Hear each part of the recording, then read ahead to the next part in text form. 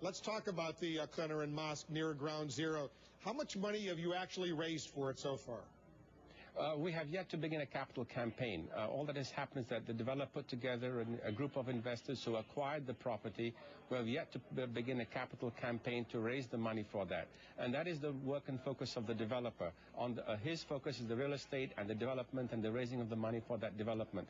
But what has happened is that my focus was before and will continue to be on how we can actually win the peace and how do we wage the peace against the extremists who have hijacked the discourse, and that's what we aim to do, and that is why we have founded this movement, QurubaMovement.org.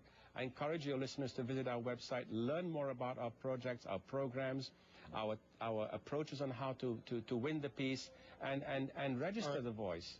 There was a story on the Daily Beast by our CNN contributor John Avlon saying that your group has actually applied for some federal funding for the cultural center. Is that true?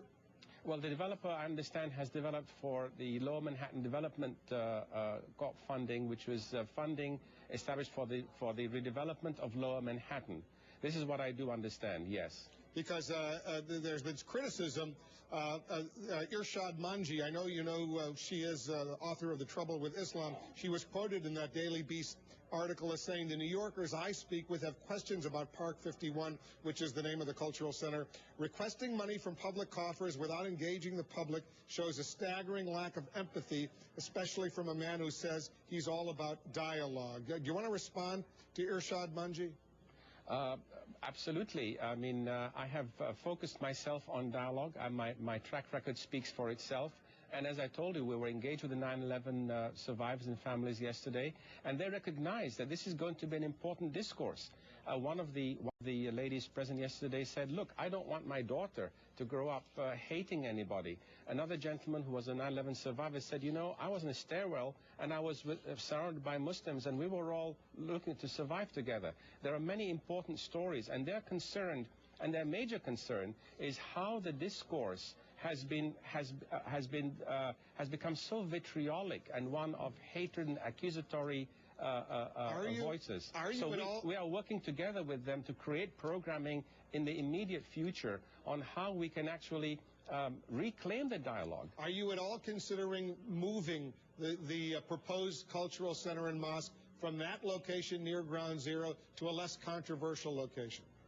At the moment, the dream is still alive to establish this center, because the issue is not really about the real estate. The issue is about the broader problems between and the perception between Muslims and members of other faith communities. Let me remind you, the issue that happened, the controversy this last summer was not just about our proposed center. There were many, which was intended to be a community center open to all. There were 3, 4, 5, 6 other mosques, proposed mosques, around the country, from the Midwest, in Tennessee, in San Diego, that also received criticism. So what really appeared was really an anti-Islam sentiment, which was whipped up and fanned, and this is very, very dangerous. So I just want to be precise. As of now, you still want to build it at that location? This is our dream, yes. Imam Faisal Rauf, thanks very much for coming in. Thank you so much.